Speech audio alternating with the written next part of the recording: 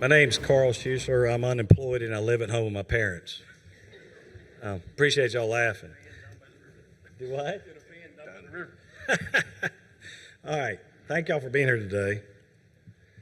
Just real quick, I just thought you might want to see some of the players that have been involved with this great story, and it really started all, as Dr. Gross said, with Vince and his leadership and vision, which he's going to explain. I certainly don't want to take that from him. He can articulate it better than I can.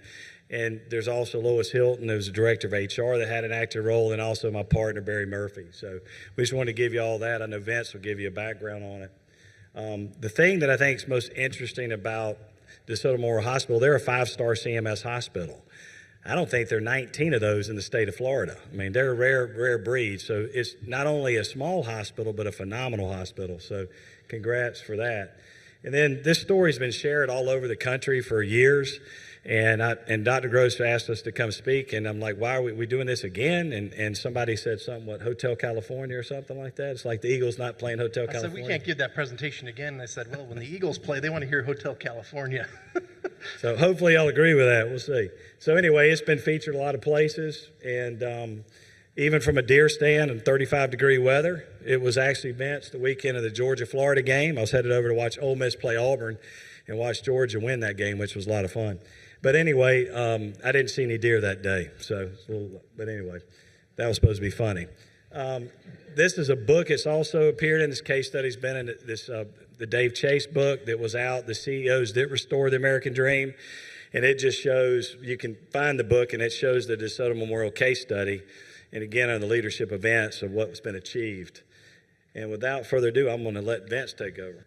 Well, good afternoon, everyone. My name is Vince Sica. I'm the CEO at DeSoto Memorial Hospital. I'm a native Floridian. I grew up in Holly Hill, which is the mainland side of Daytona. My father was the only doctor in Holly Hill, and I grew up enjoying all the benefits of being in a small town.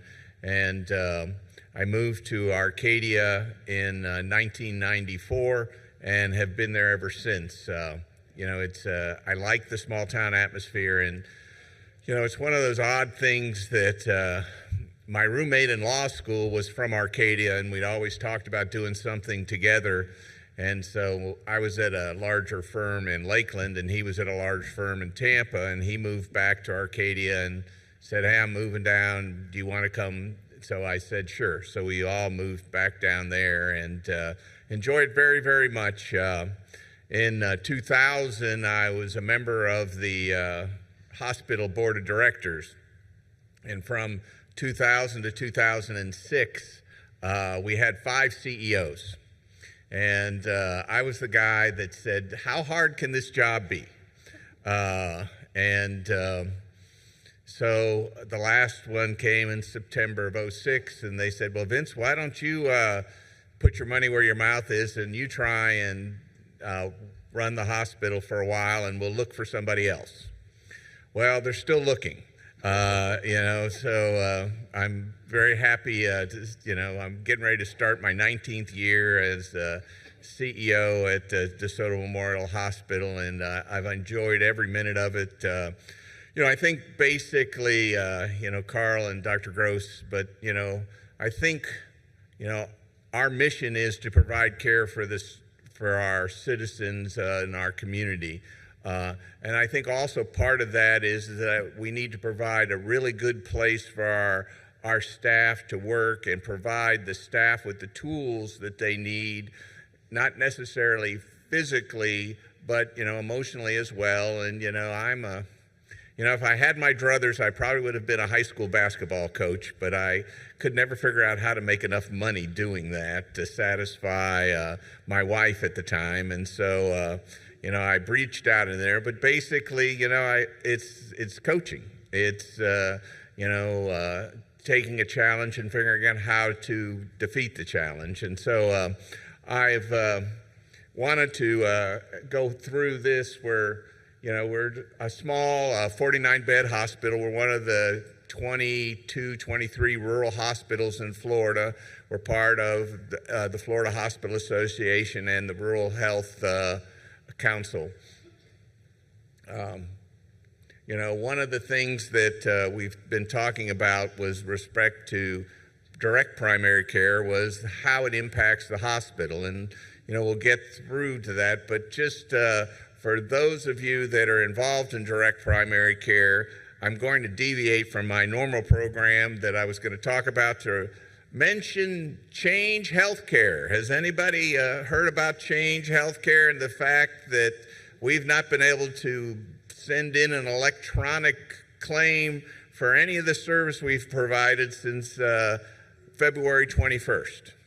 That Change Healthcare, which is part of United, was hacked by some guy from parts unknown. And, you know, I've learned more about the dark web and Black Cat than I ever wanted to learn. But, you know, United paid $22 million to Black Cat that was supposed to distribute some funds, the appropriate amount of funds to the hacker, and the hacker was supposed to release this. And from what I'm told, you know, it's like 10 million patient files and whatnot. But there's no honor among thieves, and the Black Cat took all the money, which was $22 million in Bitcoin, and then, you know, the hacker was upset because he didn't get what he thought he was supposed to get, so we still can't file claims. In Florida alone, that's $1.3 billion a day that people aren't being able to file claims throughout the hospitals. And, you know, I appeared on, you know, I've attended several different statewide calls regarding Change Healthcare and what to do, and there really wasn't any good ideas. The only good idea was to see if we could get the payers to advance payments. But, you know, with respect to the insurance companies, why would they want to advance any payments when people are still paying them premiums and they don't have to pay any claims? So, you know, it's been 3 weeks, and, you know, it's certainly, there's a reason they call it the revenue cycle and cash flow. And it's certainly, I know it's affected the physician practices as well and the pharmacy practices, but it's certainly affected hospitals in a very negative manner. So I'll get off my soapbox there. But, you know, one of the things that we were looking for when we looked into direct primary care was, you know, how to reduce our expenses with respect to our self-funded insurance plan. You know, right now, as you can see, Medicare is paying us 82 cents on the dollar. Medicaid for OB/GYN, or OB and maternity, is paying 35 cents on the dollar in Florida.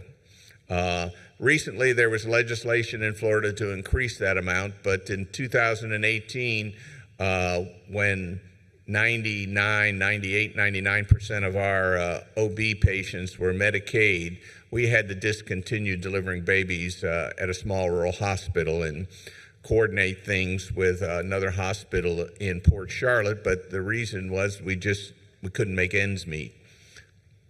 And it's, you know, significant impact on the ability of the hospital to continue. You know, the EMTALA with the medical screening exams, you know, we've taken the position, especially in a small community, that, you know, the investment in patients is providing the care to determine whether or not there's an emergency medical condition, and that we've taken the position that after we provide that, we're not going to send people away and tell them, well, you don't have an emergency medical condition, you need to go to your doctor, your primary care physician. We just didn't do it because, you know, when I go to Walmart to buy stuff, people are going to stop me and tell me that they went to the emergency room and were turned away. And so we've taken the position that we're just going to provide the care. But certainly that's one of those unfunded mandates from the federal government. You know, this latest trend, the rural emergency hospital, which was a federal change. It's something between a critical access hospital and a Saul Community Hospital. Was just passed by, it was just approved through the Florida legislature to establish this status. Basically, it's for smaller hospitals, but you have to give up all your inpatients. You can't have anybody for more than 24 hours in-house. You transfer everyone. So for us, it would defeat the purpose of what we're trying to do over the years, in that, you know, we're a small independent hospital in a rural community that people looked at us as a Band-Aid station. Well, this would just establish that, because we'd have to, you know, basically transfer everybody, and we'd become a glorified standalone emergency room and, you know, ambulatory surgery center. And so we just didn't feel that that's appropriate. And when you do the math, there's additional fees associated with this status. You get a monthly stipend plus, I think, 5% more from your Medicare. But when you did the math, you had to give up so much, it doesn't look good. I think there's one hospital in the South that's done this. There's several hospitals in Texas that has, but they're the really small hospitals that their average daily census was like 2 or 3. So it made sense for something of those nature. You know, we're still recovering from COVID. The cost of nursing staff is, you know, finally getting down. I'm sure all of you can agree that, you know, that it escalated during COVID. Hospitals cannibalized themselves. You know, the local hospital next to us was taking our people and with more money, and we were taking their people with more money, and they take their people back with more money, and vice versa, and et cetera, et cetera. And, you know, it was a no-win deal, and, you know, contract labor became ridiculous. We were paying, you know, $125, $135 an hour for nurses, and, you know, it's not sustainable. So, you know, as we went through the process, we're working through the process of reestablishing and having, you know, our nurses, the people that care about the community. Carl did mention we were a 5-star hospital, but over the last couple of years, I will tell you that when the next one comes out, unfortunately, we've reverted back to a lower than we've ever been, was as a 3-star hospital, and I attributed a lot of that to our staff, and that the staff was a lot of contract labor, and they didn't have the investment in the community. So it was still difficult to transfer patients, just to coordinate getting people to the right level of care, whether it's because of space or because of the insurance products that people have. So we continue to hang on to patients longer than we'd really want to, and, you know, the insurance companies don't care, because, you know, they're only going to pay us X regardless if they're there 2 days or 4 days. So I put this in because it's an interesting story, and that back when I think I mentioned we were a self-funded employee plan, but back when Rick Scott was our governor, he appointed a hospital commission. They were non-healthcare people. And one of the people that they brought in was Dr. Smith from the Oklahoma Surgery Center. And that really intrigued me, the concept of one global fee for everything, that you knew what it was when you got there. Or actually, you knew what it was before you got there. And if you've ever gone on to the Oklahoma Surgery Center website, it's really, you know, you can pick on whatever procedure you want, looking at your body parts and whatnot, and it will tell you, you know, if you want your knee replaced, it's going to cost $22,000. If you want to have a hernia repair, it's going to cost $5,000, whatever it is. But you know that that's the total fee. You know, that includes the doc, the surgeon, anesthesia, and, you know, the lodging involved, the overnight stay, everything, all the supplies and whatnot. And I said, well, what a unique system. And about that time, there were some urologists in our area that were looking to do some work at our hospital. And when I was explaining about the Oklahoma surgery concepts, they said, you need to talk to Dr. Gross. So within a couple of weeks, I set up a call with Dr. Gross, and then we started talking together about things that we could do together, because his concepts and what I had envisioned we could do with the concepts of the Oklahoma Surgery Center, I thought, really blended well together. And fortunately, Dr. Gross is, he's willing to talk to anybody about making the system better. And I think that that's what we all strive to do. Is I think we can all agree that the system we have now is not sustainable, and there's got to be a better way to do it. And so these are some of the things that, certainly I believe in, and I think Dr. Gross' true intent is to make things better. So we talked about, well, what if we incorporated direct primary care into our employee health system? Our employee health plan, which is a self-funded plan, how could that work into, one, reducing the cost of our health plan, two, providing better care for our staff, and three, basically reducing the cost of providing those things for our employees. And, one of the things that we talked about is that, and I'm sure he'll tell you his theory, is that, primary care should not be part of your health insurance. And, that concept is what we developed into our self-funded plan with the help of Carl and Dr. Gross. And I think it's really turned out pretty well. I like Eureka. I have found it when I was in high school, I ran for president of the class, and it was Eureka Vote Sica. So I always wanted to put that in there somewhere. So how can you make it simpler than one small monthly fee? You see the doctor, all the things are involved. You don't have to pay a copay. You don't have to pay a deductible. You don't have to wait on a bill from, months later. You pay your fee and it's done. And so we've coordinated that within our system. You have 24-hour access to your physician, even on the weekends. There's no waiting. Typically, I don't think I've ever called Dr. Gross and he's not answered the phone.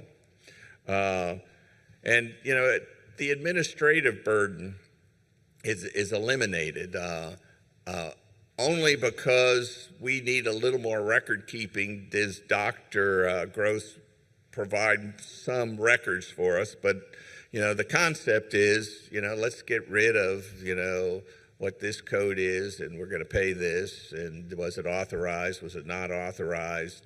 Let's get in, see the doctor, and get out with a great solution. And I think it's worked very well for us. So we offered DPC to the staff, and when you do your employee health plans and you have the day when you present everything to the employees, Dr. Gross came and explained DPC the first year. And 80% of our staff chose to take that as part of their health plan, which we liked the idea, and we made the fee, their monthly fee, less if you took the DPC plan. And it's, I think it's worked out very well for both Dr. Gross and the hospital itself. One of the things that it truly did was reduce absenteeism. And as you can imagine, with a small rural hospital, our staffing levels are, critical. And, if a nurse has to stay home because she missed a shift, creates a big problem all the way down the line, because it's very difficult sometimes to replace that staff on short notice. And we try and we strive to provide great care to all of our patients. So I think that's one of the true benefits of having the DPC as part of our plan. They're very good about, part of the deal is you have to go to the doctor every year to get your annual physical and blood work. And, it's built into is it $80 a month now? 75? 89. It's $89 a month, excuse me. And so, but it's built into that. So, and they're very good about calling to say, hey, when are you coming in for your annual physical? So the future and what we've talked about for many years, since Carl and Dr. Gross have been both involved with DeSoto County, is providing a better way to provide health care to the community as a whole. And this is one of my true strategic goals, is to create a community health plan that I think will be better for everyone. Right now, as you can imagine, DeSoto County has about 35 full-time residents. In the winter, it's probably increases to 60,000, but our regular census is about 35,000. The school system is probably the biggest employer. The county is probably the next biggest employer. We have the state prison as well as a private prison, which is the Civil Commitment Center. And then we have several different agricultural companies. I will tell you right now, all of those are on a different plan, whether it's United or Blue Cross or Cigna. But what if we could have everybody on the same plan? We could develop a community consortium of sorts that included direct primary care, that included providing the employers discounts for using the hospital, which is in your community. And technically speaking, we're all, at the same trough in terms of, the taxes that are come to the community and the expenses associated with providing school teachers and firemen and police officers. Those are, all from the same source. And if there was a way to continue to provide care through the hospital, that we could provide discounts to the different groups, that it would help all of us overall. It would keep us busier. We could provide it for less cost, and that they would benefit in their budget as well. So I haven't given up hope on that. We keep working on it, and it's one of those things that we're going to continue working on to see if we can get people in the community to recognize that as a group, there's safety in numbers, so to speak. The government plans aren't any answers. The fully insured health plans aren't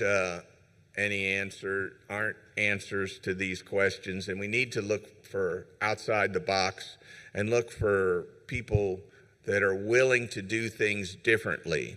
I think when Carl talks, you'll understand the things that he does, and Dr. Gross, his commitment to providing a better way to provide care for our people, it just makes sense. It truly makes sense. And Dr. Gross, are you going to tell the ear story? No. Okay. Go ahead. So I have to tell the ear story because I think this explains direct primary care. One of our employees' husbands is, an agriculture guy, and he's out in the field day in and day out, and he's working, and he came to see Dr. Gross, and Dr. Gross said, "You got this thing on your ear." and you probably need to go and see a dermatologist, and because it doesn't look good. And the guy says, I don't have time to go to the dermatologist. And he says, why don't you just take it off? And, you know, he's there. It's time. So Dr. Gross took it off. We sent it to, you know, where it is, the pathology to have it. But, you know, that guy's part of our plan. If he didn't have it done then, and that thing turns into a really bad type of cancer, then the cost to the plan would be significantly more. But the bottom line is the guy wouldn't have gone to the doctor for months and months and months until it was really bad, but for the fact that he was there as part of his normal visit with Dr. Gross, which was $89 for the month. Turned out to be melanoma. Yeah. Yeah. But you know, that just makes perfect sense. And I just appreciate all that they've done for us in terms of making our staff is truly happy with the care that they have. Currently, we have a doctor that is in town that's really our doctor, Dr. Hubman, who's a wonderful young physician. And, you know, Dr. Gross and Dr. Crouch have been amazing to work with. And they'll show you the numbers, but we really have saved a lot of money, which is the important part for me, so I can show the board, hey, this is working out, and you know, we're providing really good care for our people, and we're saving some money while we do it.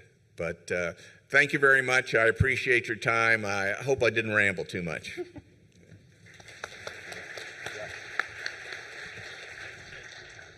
All right, I'm gonna move around. I don't like standing behind that podium. So what I'm gonna talk to is kind of the obstacles that we encountered. And I mean, again, the truth is, when Dr. Gross called me, he goes, Arcadia, Florida. I said, what is that? I had no idea what it was, honestly. This true story. So we ran into a couple of obstacles, and I think it's the obstacles all you guys run into. So really talking to everyone in this room. It's nothing new, but I think everybody knows the current system. I'm known for calling it the cartel. Find me a better word and I'll use it. Well, yeah, that's part of it for sure. And y'all know who's in control. So I think I'm preaching to the choir here, so I'm going to move through this quick. And the problem is they don't know how to negotiate. If you think the hospitals, I mean, the insurance companies are good at negotiating deals for their patients, just look around at some of the examples where our mitigate partners have been involved. They're not very good at their job. So, and again, they control everything that happens in the care for the individual. They impede direct communications within the community. And our plan that Vince and Dr. Gross are involved with, that they put together, they're talking with the patients. There's no going through an insurance company. I think when you had, I'm not allowed to say the company y'all had originally, but it's one of the Bucas, that you were having pre-certed events in your own hospital that they were denying for their own patients at their own hospital. Think about that. Yeah, I'm sorry, the employees, my bad. So anyway, again, the physicians, the specialists migrate where the dollars are, so that's hard. Lack of quality and pricing transparency in the market. Disconnected consumers, they don't know going to one hospital costs more than the other and one may be less. They have no idea because they don't know.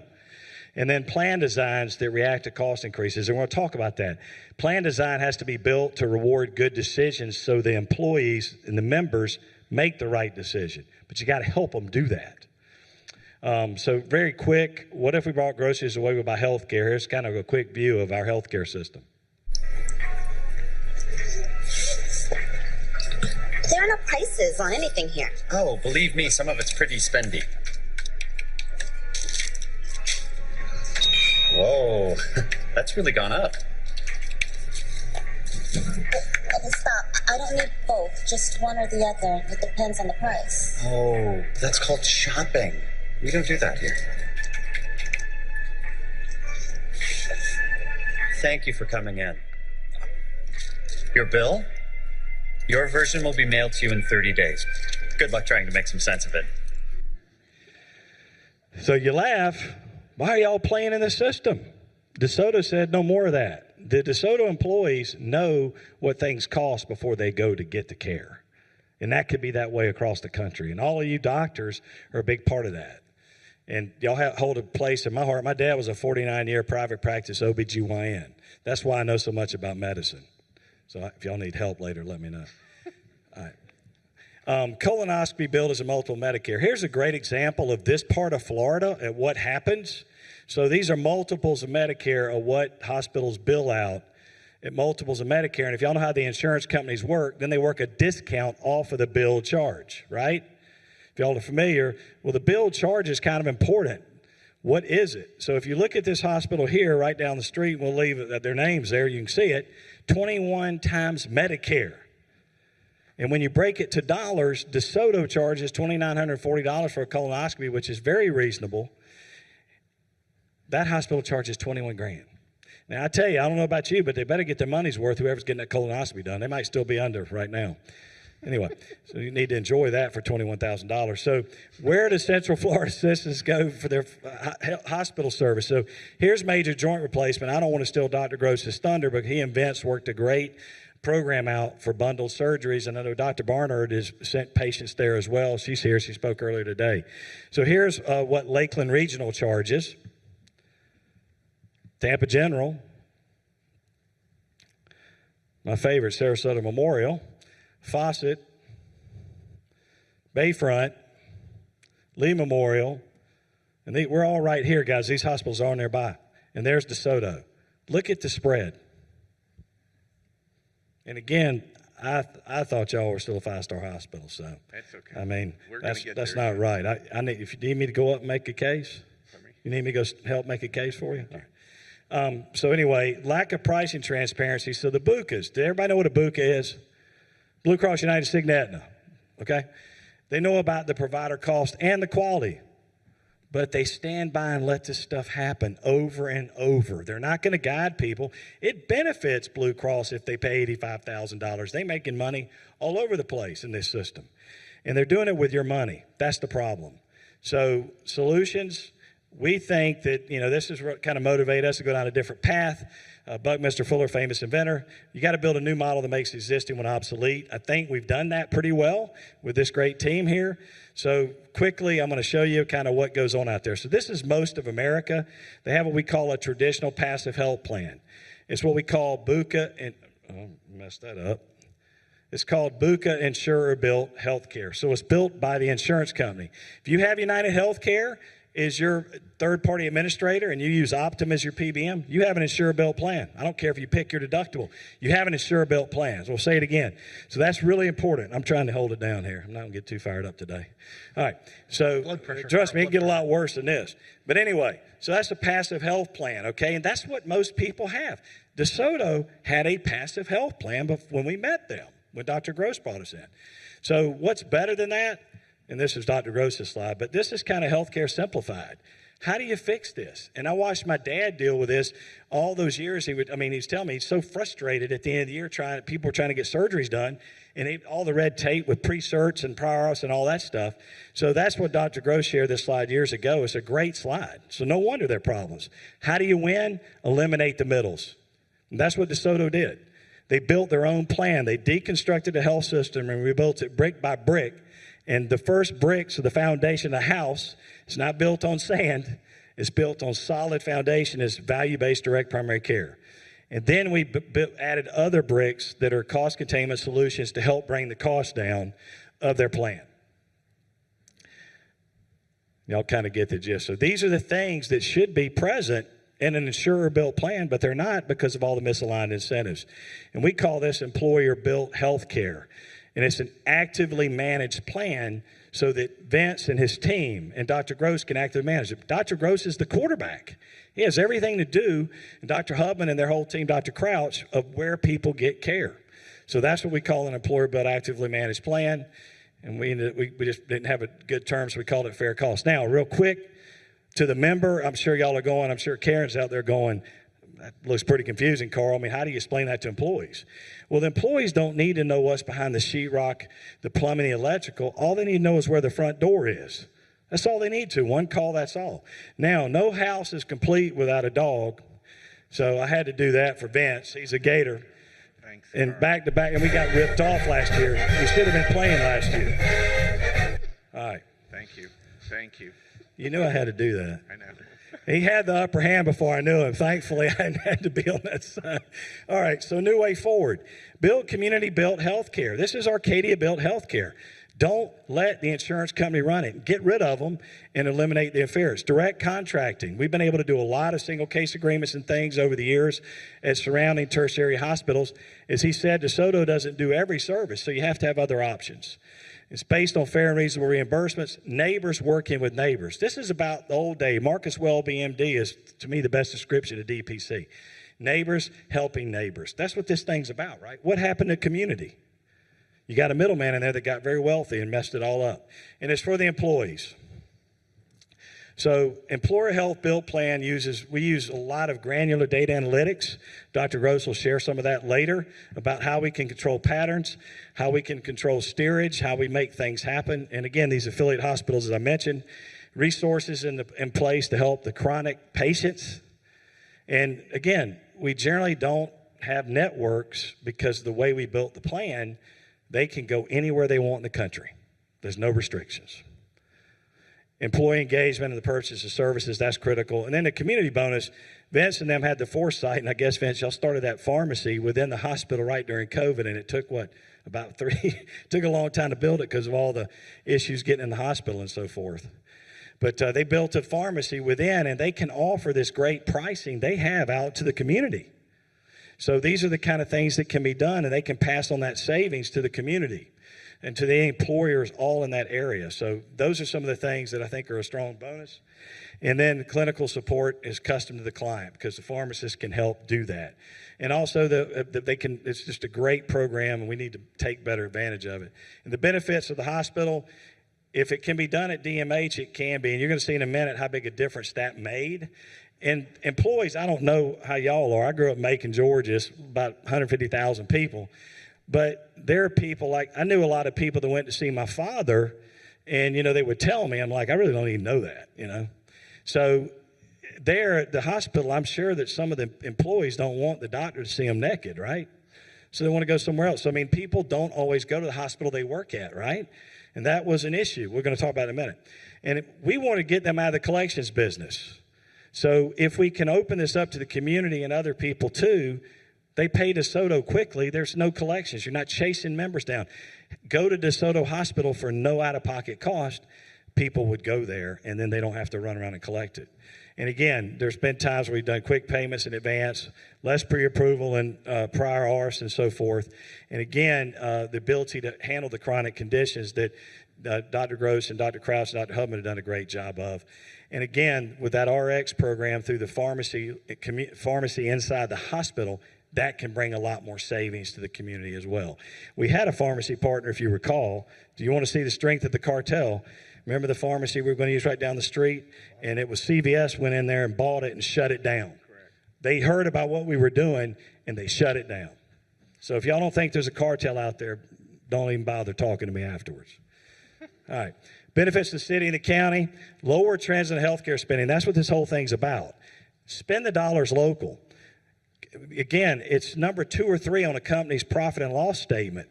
Why not make it an asset? Everyone else's health plan is a liability. Make it an asset. And again, the better coordination and so forth of it to keep it from spinning out of control. And this is my favorite. Why are you putting money on Wall Street when you can keep it on Main Street? Why are we not keeping the dollars in the community and rewarding the people that work there instead of sending to Wall Street? Just take a look at the Fortune 500. The top 20, almost all the companies are middlemen that are just taking from all of us. So keep the money on Main Street. And tools to attract new companies to the community. With this program, Vince and them can help attract new employers because you got a very good hospital. All right, to the employees, no more out of network. It's very easy. Friendlier plan designs, and they have better coverage. Again, they have mostly no out of pocket, you'll see later in a few minutes. And again, they can actually shop for their health care without interference because that's how we've set this thing up. Supporting guidance and addressing the health issues and assessing more effective care. I'm sorry, I've moved fast. So what we propose is the city, county, and DeSoto Memorial take the lead in establishing a health plan partnership. And I'll confess publicly to all of y'all, I'll take some, we've not been able to do a great job of this, and I'll take responsibility, but we did get derailed by COVID twice and some hurricane called Ian that made Arcadia National news. They were underwater. People were driving 2.5 hours to work to get to the hospital, which would normally have taken, 2 minutes? So we've been derailed. We're trying to get this back on track because it's a great opportunity, as Vince said, to get them all off Blue Cross or United. Why has everyone got different plans? And they all ought to be using the hospital. So again, once we do it, we can invite other employees to come in. And then we get this definition. I'll let y'all read it, but this is neighborhood health care. This is how health care used to be before managed care entered into the fray. And it is eliminating all the counterproductive barriers. And that way, Dr. Gross, Vince's, the employees at the hospital, the pharmacists at the hospital can all work together and not have to go through all the crap they deal with. Excuse my language. And this is just a quick summary. So this is the story about 157 employees, 49-bed hospital, as Vince said earlier. So we met them, again, 5-star, challenges, 4th poorest county in Florida. 2nd lowest family median income in Florida. Lost obstetrics in February of 2018. Members got to drive an hour for deliveries. Anyone in the community can't go to DeSoto anymore. It got taken away. Foreign medical spend. Anybody know what that is? I'm doing good. I'm going to get done early. All right. Anybody know? Come on. I give you a penny if you get it right. Anybody? All right. I'm not asking Dr. Shears. Okay. Foreign medical spend, I don't have a penny anyway. Foreign medical spend is how much of the health claim dollars are going away from DeSoto Memorial. Is everybody clear? So all the dollars that members were going out getting care was going away from DeSoto. So 80 cents of every dollar in their health plan was going elsewhere. That's pretty substantial. That was their spend on medical and drug spend when we met them. And this is what we saved them the first year in stop-loss premiums. We don't have time to go what stop-loss is, but hopefully y'all are a little familiar with it. And we ended up including the RX in the aggregate. That gets complicated. Weaponized the plan design by implementing DPC with Epiphany. That's Dr. Gross, Dr. Crouch, and Dr. Hubman. And then they hired their first full-time surgeon in county history from that savings. The foreign medical spend in 2019 went to 62%. 3 years later, it's 45%. That is huge. Because, see, their health plan, since they're a hospital, it's going in one pocket and out the other. But if somebody goes to Sarasota Memorial, they got to pay Sarasota Memorial. So that's a pretty big deal outside of cardiac events and deliveries where they have to go somewhere else. That's pretty impressive what they've done. So that was their plan spend the first year. They got the second ever rate decrease from the stop-loss carrier's history, and they saved $1.2 million or 54%. Y'all give Vince a round of applause and Dr. Gross. They did that. So you're going to get an extra 4 minutes. And you say I always cut you off. Bake a cake. So if we pull this off, we'll eat like kings. So that's the goal, and we're going to hopefully get back on it and get this community health plan going. So here's Dr. Gross. Thank you.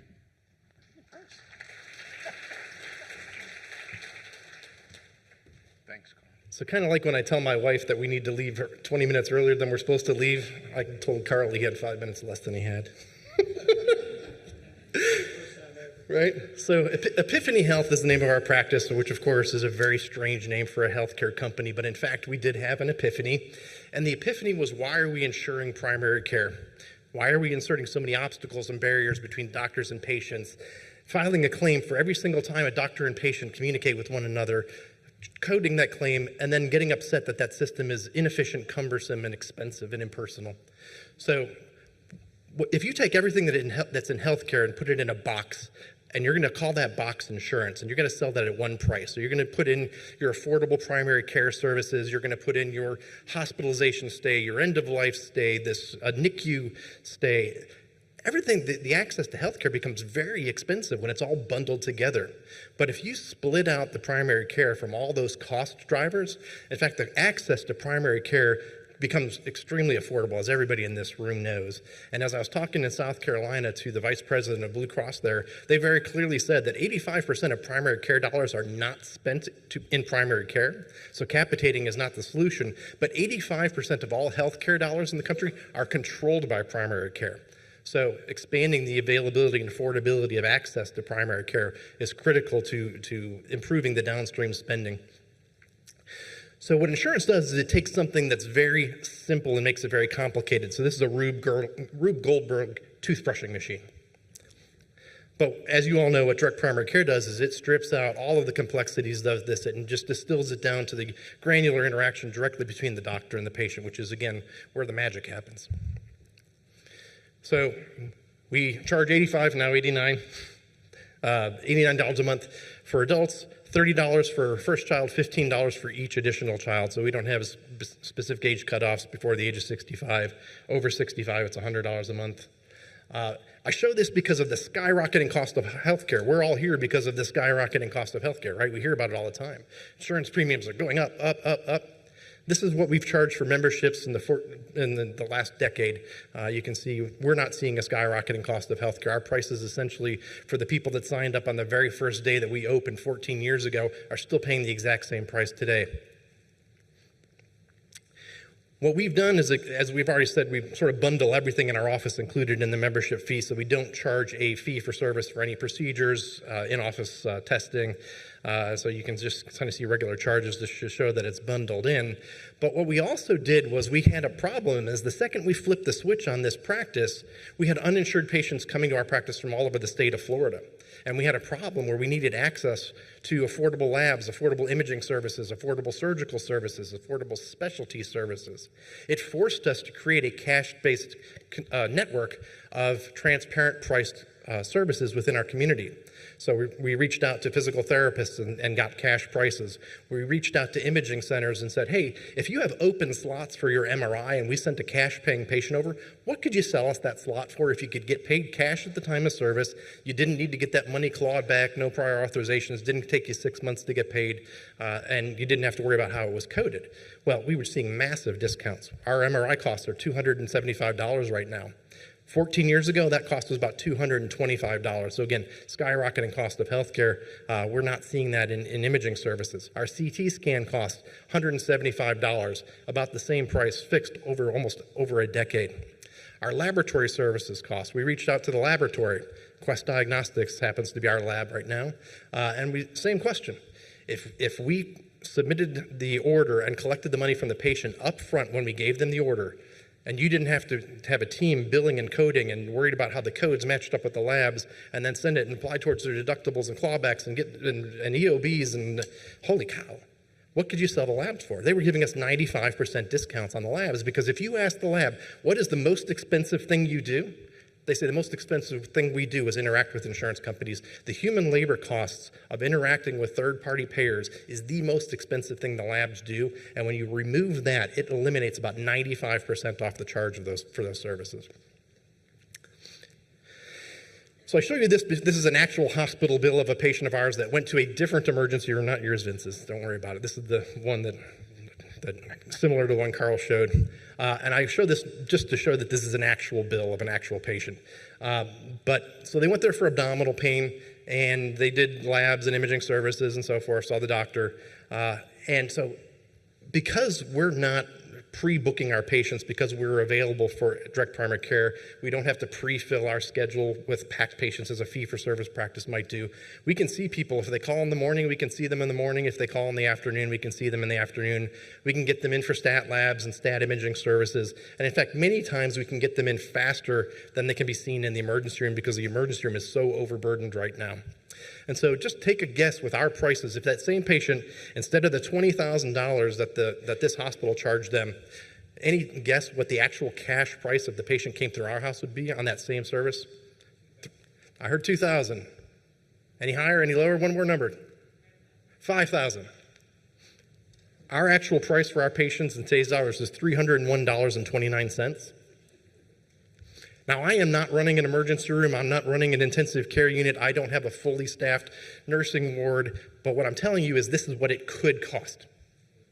because these are actual dollars for what our patients truly pay for these services. So this is the cost of the care. Everything else is added noise on top of it. This is what it could cost. This is a story about a patient. The woman in the upper left-hand corner, this is Dr. Elena George. She's an ear, nose, and throat surgeon in Atlanta, Georgia, and she does mission work in the Caribbean. She does care in Antigua. She has a clinic. And she diagnosed a patient on a trip there with thyroid cancer. The patient had no insurance, and so they looked into getting this patient a thyroidectomy in San Juan, and they wanted over $100,000 for a thyroidectomy. So she called up Dr. Keith Smith in the lower left-hand corner there. That's Dr. Keith Smith and Steve Lantier, Surgery Center of Oklahoma, which you've heard a lot about. And they said, can you do this case in Oklahoma City? And they said, of course we can, but thyroid surgery is a little more complicated. They need staging, they need pre-op labs, they need 6 months of medical management, adjusting meds afterwards. It's more complicated. So Dr. Smith called me up and said, hey, let's co-manage this case because Florida's a hell of a lot closer to the Caribbean than Oklahoma City. So this person, she got a medical visa, came to the United States.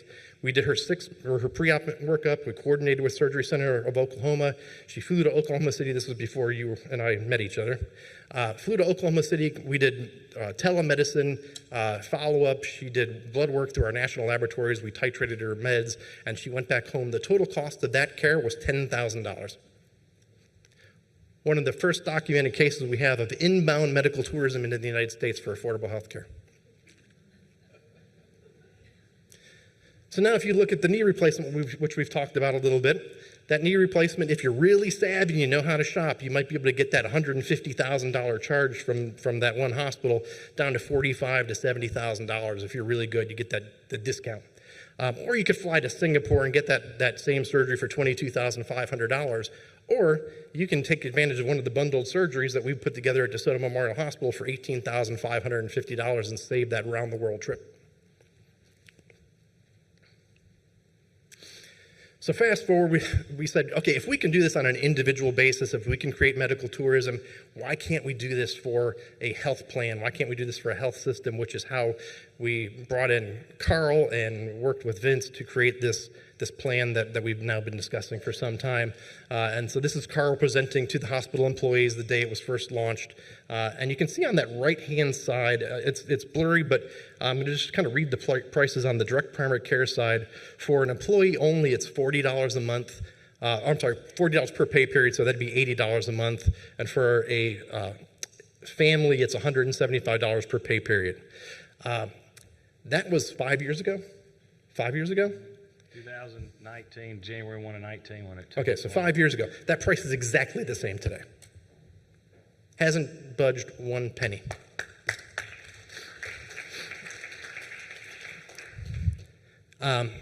So again, they mentioned that there's a 20% discount offered to the patients if they sign up for the direct primary care, again, to help them make the choices that we want them to make. They did not have to choose the direct primary care. They could stay with their doctor, they could go with whomever they had been seeing, pay standard copays, standard deductibles. They were not forced to see the company doctor. Go wherever you want. But if you go here, we're gonna give you a 20% discount on your premiums, and your access is free. The hospital will pay for your direct primary care membership for them. So that $40 a month included, for the employees, my $89 a month direct primary care membership. So the hospital's subsidizing their cost and providing the wraparound coverage as well for the prescriptions and so forth. So fast forward, here we are now. So we have a pre and a post. So this hospital was self-insured before we met them. Okay, self-insured to self-insured, self-insured with a commercial third-party administrator managing the claims to self-insured with an independent third-party administrator managing the claim. And then within that group, they have a choice between the direct primary care and the non-direct primary care. So we have a before and an after, and we have an internal control group, self-selected, not randomized, self-selected, that they could choose either side. And now we get to compare the before and after and how the cookies crumbled. So what we did, just in 2021, the amount paid by the entire plan for the direct primary care was $440 compared to $860. It was 46% cheaper in the direct primary care side. The total amount spent by the health plan. Compare that to the national benchmarks. The direct primary care was 60% cheaper than the national benchmarks for that same plan, for that PPO. and significantly less than the non-DPCI. Both sides of them, I will note, outperformed the national benchmarks. So the plan design outperformed the national benchmarks, but a lot of the savings were driven by the direct primary care side of this. If we look 3 years later, a total 3-year average. So anybody can have a good year, right? Cherry pick the one good year. Let's look at a 3-year total, 3-year span. The amount paid by the plan was 38% cheaper in the direct primary care side. Total out of pocket, so that's co-pays, deductibles, co-insurance, whatever, 31% cheaper in the direct primary care side. I say I can get people in faster, I can get them in easier, I don't need to double book, triple book, overbook, send them into urgent care. If I'm claiming that, and that is to be true, I should be able to show reduced emergency room visits. I had 39% less emergency room visits in the direct primary care side compared to the non-direct primary care. And I say, well, we have more time, so we don't need to do all this downstream spending, right? Just keep more in-house. You know, we talked about the dermatology visit, that the patient wasn't sent to a dermatologist. We can keep that part of it in-house. So we should be able to stop some of that downstream spend. Hey, what's the common reason why a diabetic patient may be referred to an endocrinologist? Not because the doctor can't manage diabetes, they don't have time. But if you have time, you know, it takes 30 seconds to write a prescription that costs $1,000 a month. It takes 30 minutes to not write a prescription that costs $1,000 a month, and several follow-up visits after to reinforce, okay? So again, we had almost a 20% reduction in specialty spending in the direct primary care side. So you say, well, that's great. You guys just cherry picked the healthy people, right? You know, the sick people went with other doctors, but you got the easy people. That's why you were cheaper. We had 21% more chronic disease in the direct primary care group because we're coding it. We're submitting codes to Carl. Oh, son of a gun. Yeah, we submitted $0 claims so we could track our data. And that was driven by metabolic diseases, it was driven by cancer, it was driven by cardiac disease. So these are just not simple things. These are expensive things that drive costs downstream. They were gravitating towards our direct primary care practice. So these were sicker patients with complex diseases that were choosing our practice, and we were cheaper. Hey, Dr. Gross, do you remember when we were there that October 1st, 2018, from 1 o'clock till 6 at night? Vince, you were there, 5-hour meeting, building the health plan together with other components, other bricks. And I told Dr. Gross, we showed some of the numbers with the population, the unhealthiness of some of the population. I said, and it came to me like after the plan went live, he said, man, there are some people that have a lot of sick, a lot of health conditions here. I said, well, you're not sitting there on October the 1st, because he didn't know whether he could trust me or not at that point. So if you look at what it costs us to manage these in the direct primary care compared to the standard national benchmarks with patients with the same diagnoses, we manage diabetes for 82% less than the national benchmarks, cardiac disorders for 50% less than infections, 86% cheaper. That's relevant because a lot of this stuff was during COVID, okay? If you're managing one of the most widespread infectious diseases the globe has seen in a century, it's probably important that you're managing it for 86% less. Dermatology, 84% less. We do most of our dermatology in-house. We don't refer a lot of simple stuff out.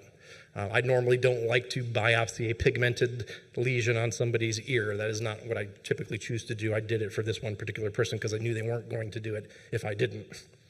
And he was just there for a cold, so he was there for a physical. So fast forward again, we talked about the foreign versus domestic spend. The foreign versus domestic spend. On the direct primary care side, the domestic spend, 85% of the money was spent by the hospital to the hospital, compared to the non-DPC group where it was 50-50. So again, when Carl talks about this wonderful shift in patients going to getting care outside the hospital to getting care inside the hospital, a lot of that was driven through the direct primary care because we understand the plan. We understand how it works. The care was free to the employees if they had it done at the hospital. They could go wherever they wanted to. So they didn't say, well, you can just go to this one rural 49-bed hospital and you can't go anywhere else and your plan sucks because you just can go here. They can go to Shands, they can go to MD Anderson, they can go to Cleveland Clinic. There are standard copays and deductibles with those things. If they went to DeSoto Memorial Hospital, it was free. We gave them incentives to make choices that we wanted them to make. But we didn't put up obstacles. So during that same time in 2020, this is kind of the pandemic is just getting rolling, and the whole world went mad, and everything shut down. And all the medical practices shut down. And 2% of primary care practices shuttered their doors. 2% more declared bankruptcy but stayed open. 10% were near insolvency. 20% were considering just leaving primary care altogether. 20% of them laid off their employees. About a third of them saw a significant reduction in the revenue of their practice, financial harm to their practice, and about a third of practices cut patient services during the worst crises that our country has seen in over 100 years. Same time, 47 U.S. hospitals closed in that year. 70% of American physicians reported that they were reducing all in-person or virtual visits. During the same time, during DeSoto Memorial Hospital, when all of our practices and all of our folks in our community were shutting their primary care practices and laying off their employees, we grew 28% year over year. We had a 20% reduction in employees we talked about. There was a 0% premium increase in 4 years, now 5. And we saw that stop loss reduction because our claims were so low that at the time the hospital didn't have those big downstream spending, and so the stop loss carrier had to reduce their premiums for the second year, which was the second time in their history that they had ever done that. We were able to grow this practice to the point where Dr. Crouch and I were originally rotating out to DeSoto County because that is not where our primary practice location is. He and I were commuting an hour each day to go out there and splitting shifts covering a facility near their office. But it grew so well and so many employees liked it that we were able to bring on Dr. Tiffany Hubman full-time. She then took over as the medical director of our DeSoto location, and Dr. Crouch and I went back to our normal locations in Northport. So if you talk about how do you add physicians, we did it by growing a practice for her and then giving it to her, and then we went back to our regular practices. Still kind of struggling to grow. It's a tough community to grow in, but at 300 patients, she's sustaining her practice. And so if you were to try to put a primary care practice and pop it up in a rural setting, you would, in a fee-for-service model, you'd need 3,000 patients, and you'd need tremendous support staff. You'd probably need state and federal subsidies to do it, and even then, you probably wouldn't be all that successful. We're 5 years in, sustainable at a 300 patient panel. That's doable. Would we like it to be greater than that? Of course we would, but it's sustainable at that. So we talked about Ian. Ian came in. Ian knocked out all communication in the county. Did you sleep in the hospital? How long? Couple days. Slept in the hospital for a couple days. So all the roads in and out of the community were cut off. The hospital staff stayed in the hospital. We were sort of outside of that bubble at the time, couldn't get in or out. So what Dr. Hubman did is that she emailed and communicated with every one of her patients. Do you have any needs? Everything okay? Is there anything I can do for you? So she was proactively reaching out. She was calling, texting the hospital's employees, seeing if there were any needs. Again, proactively reaching out. Dr. Crouch and I. So the emergency room right next to our office, our main location, the roof blew off of it. We had no electricity for 2 weeks. How many days were we closed when we took a direct hit from a Category 4, nearly Category 5 hurricane? 1 day. We were closed for, right.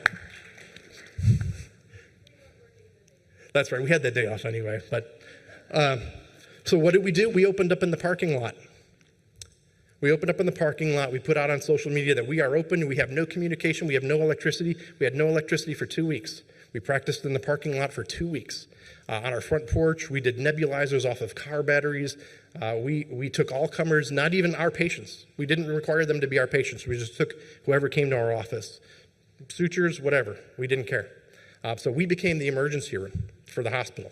So while all the other practices, even the emergency room was closed down, in that first 72 hours after a natural disaster, you are on your own. I don't care how many resources are deployed to help your community. In the first 72 hours, the cavalry's coming, but they're not there. You are on your own. We became the first responders for that community. And so without having to close. And you know what? We never lost a penny of revenue, even though we weren't billing a fee for service.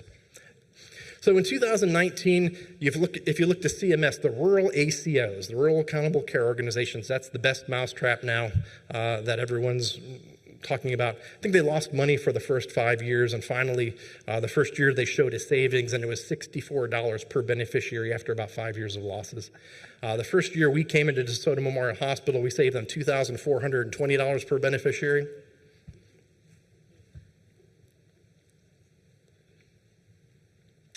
When we first started with DeSoto Memorial Hospital, their expense per employee per year was $13,852. That's before we started, the year before we started. The very next year, it dropped to $4,549. It went up every single year. So we'll look at 2021. This is some of the most recent data that we've pulled. But you can see that it's gone up every year, but it's about $7,300, which is still half of what it was before we started. So again, we didn't have a good year. We built a better plan. So you can say, okay, well, you've got this stripped out plan that you can only go to DeSoto Memorial Hospital. You can only go to this rural place. You have no choices, no options. You stripped out my network. I got nobody in my network. It must be awful. The employees must hate it. Let's hear from the employee. Well, the benefits that we have here at the hospital are more so focused on the employees. The latter part of August, I had a concern regarding my neck, and I went in to see my primary care. Listened to my concerns, and he recommended certain protocols. It was my choice of what I wanted to do. You would think with the specialist, the appointments are so far out. Within maybe 3 weeks from seeing my primary care, having my test done, getting my results, finding out that I need to have a biopsy done. Biopsy comes back, positive for cancer on the left side, and a week later, I was headed into surgery. As of today, all is well. I have gone through the process, an estimated cost of $42,000. What did I pay? Absolutely nothing. So before, I was paying all that money on my premium, and I never used the plan because I was reluctant because of like, okay, I have this copay, I'm gonna have this deductible. We don't have those issues. Every concern I've had since day one of this plan, I have addressed and have taken care of this year. And I've paid absolutely nothing out of pocket. And we deserve that. I know I do.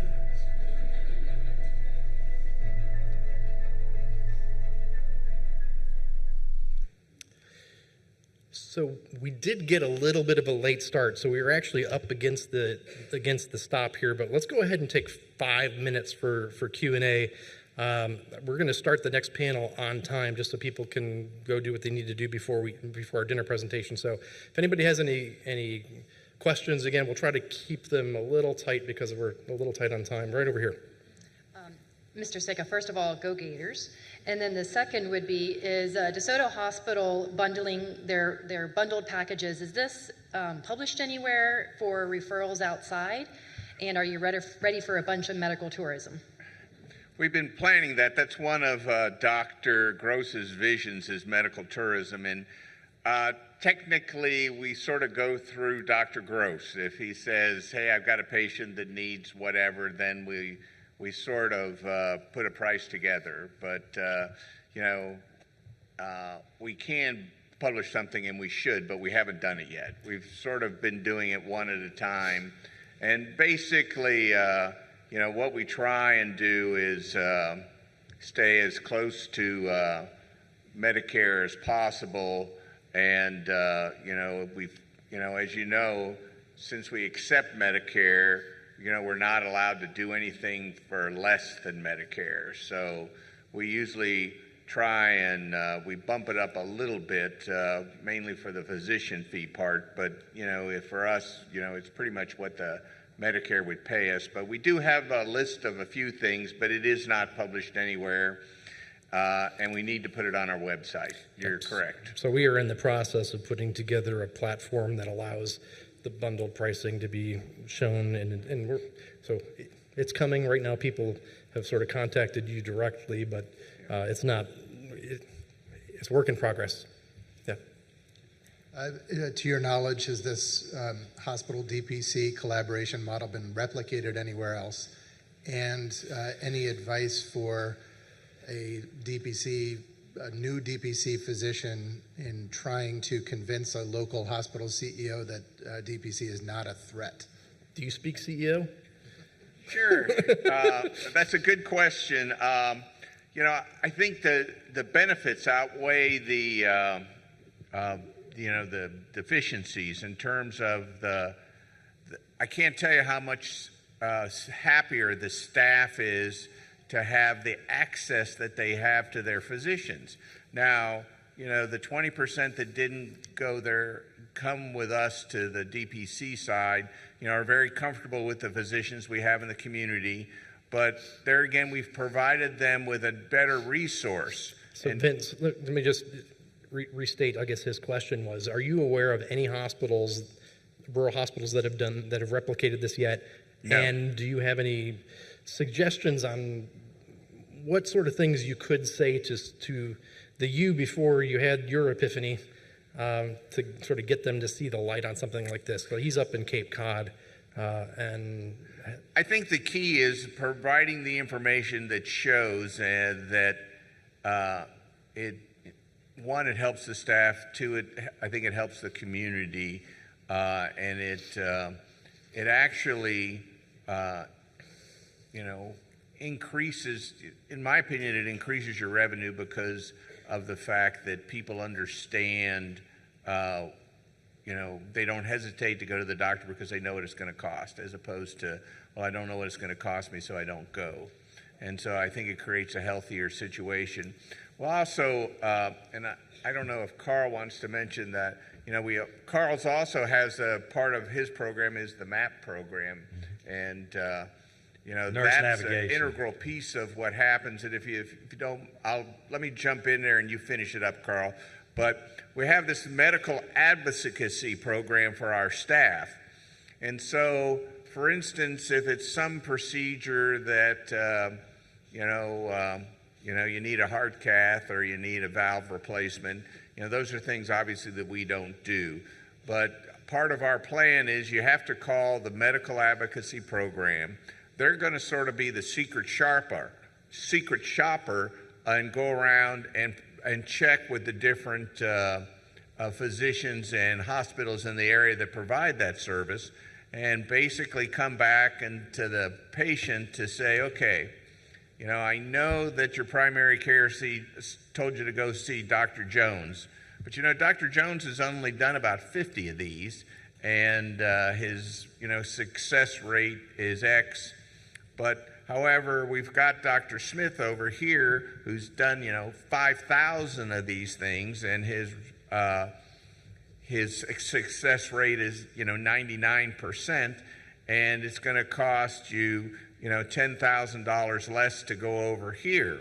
Well, people understand that part of when they go out of the process that their percentage of a smaller number is a smaller number, and plus we do provide that care, that secret shopper care, to let them know the quality of care here versus the quality of care there. And I think that that's really helps our staff. Carl, anything to add on that question about the rural?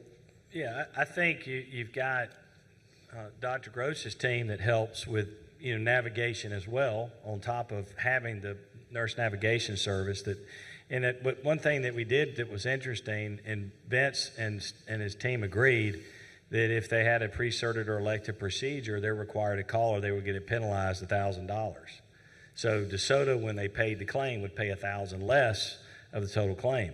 That pretty much got folks' attention, and the phone rang off the hook for about 3 months straight. Hey, this is Dr. Gross. I need to go see a new endocrinologist. I don't have a penalty, do I? And well, no, it's not a pre-certed procedure. So we got them calling, which was a great thing. The other thing I want to say that I don't think anyone, as I joke and say, I think everybody had a major whiff in this room here.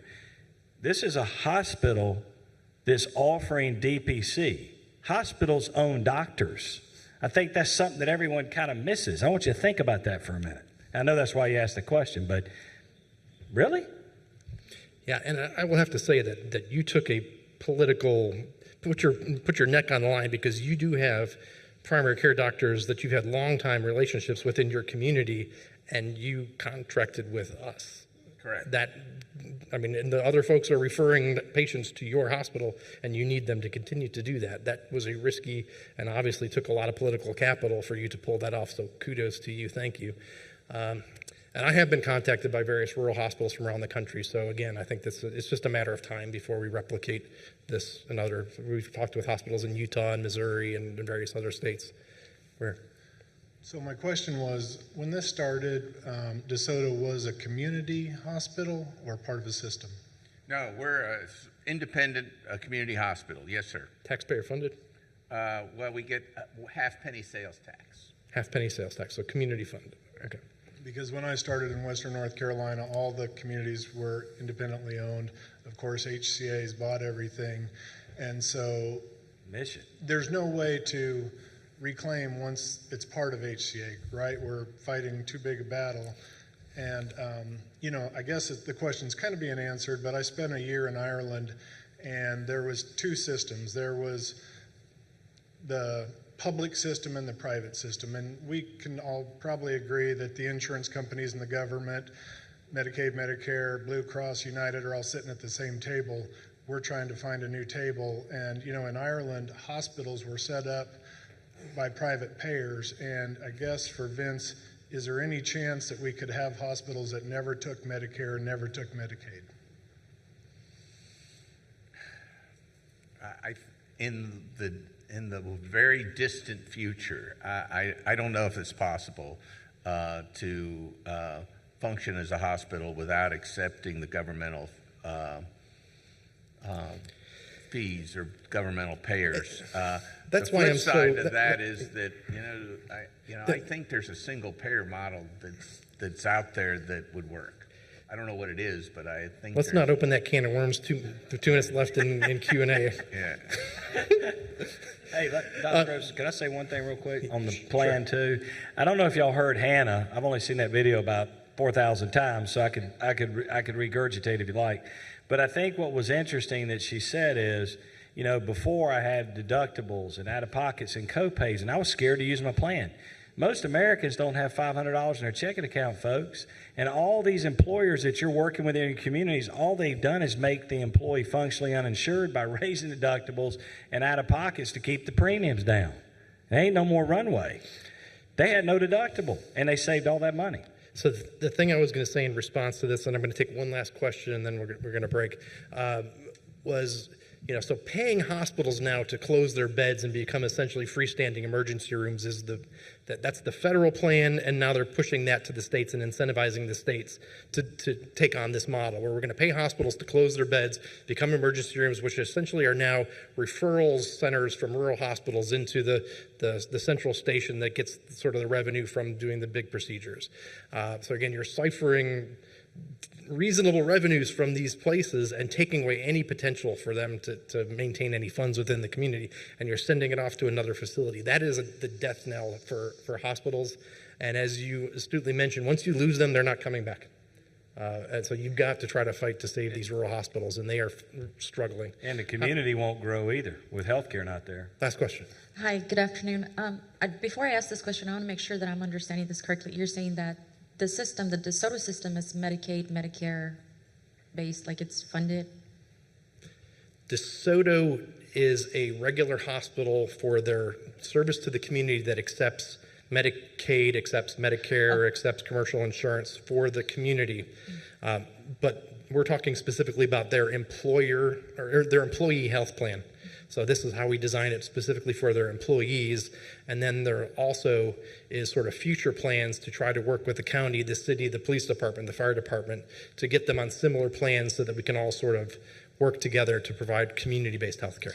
Thank you for that. The reason why I was asking is, you know, I'm a PGY3 with HCA, and I was wondering, is there such, I had just asked this question earlier, is there such thing as like DPC-based residency in a hospital like the one you're talking about? There is none, I know that, but what do you think about the future of that, perhaps with the shortage of like family medicine programs around and what's happening with them getting shut down? Yeah, I'll take I think it has to happen. I mean, the residency spots, as you know, are federally funded through the Medicare program, so that they're not going to fund a DPC probably residency program anytime in the near future. You know, we can certainly talk with their Medicare or CMMI, which is the innovation department. I don't see that changing anytime soon. So could you get a private for-profit that would self-fund it? I spent 15 years on the board of an HCA hospital. I don't see that happening, but I think the Josh Umbers and folks of the world that are innovators could certainly create DPC community-based residency programs, absolutely. Okay, thank you very much. So thank you to our panel.